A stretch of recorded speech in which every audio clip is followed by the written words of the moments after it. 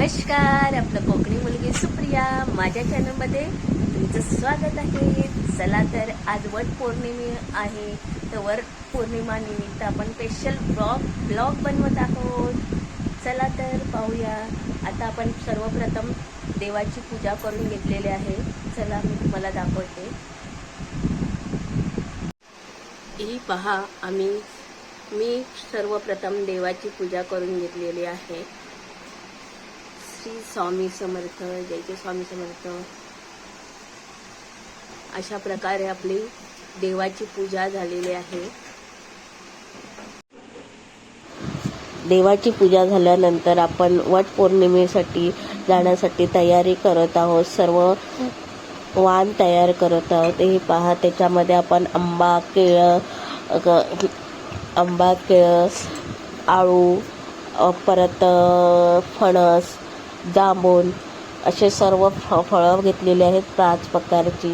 त्यानंतर धागा, फुलं, अगरबत्ती, ओटी भरण्यासाठी सामान, ओटीचं असं सर्व सामान आपण प्लेटमध्ये भरून घेतलेलं आहे. आपल्या ताटमध्ये पाहू शकता आपण अगरबत्ती, निरांजन, हळद, कुंकू असं सर्व आपण ताट रेडी केलेलं आहे.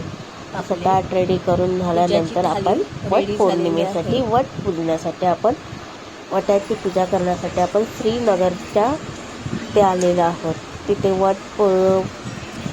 वडाची पूजा करत आहोत. हे पहा, अशा बायका सर्व वटाची पूजा करत आहोत. असेच वट पौर्णिमेची पूजा झाली आणि पूजा करून आम्ही पुढे आतमध्ये मंदिर आहे, त्या मंदिरामध्ये दर्शन करण्यासाठी आम्ही गेलो आहोत. हे पहा, तिथे मंदिर आहे, साईबाबाचं मंदिर आहे. ही तुळस आहे, तुळशीची पूजा करत आहोत. तुळशीची पूजा केल्यानंतर तिथे मंदिर आहेत सर्व देवाचे, गणपती बाप्पा, शंकराची पिंडी असे सर्व देवतांची हे आहे, नंदी आहे.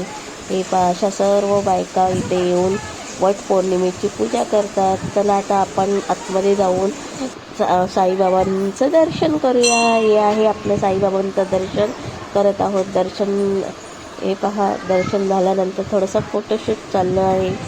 असं साईबाबांचं दर्शन, मस्त अशी साईबाबांची मूर्ती आहे इथे श्रीनगरला.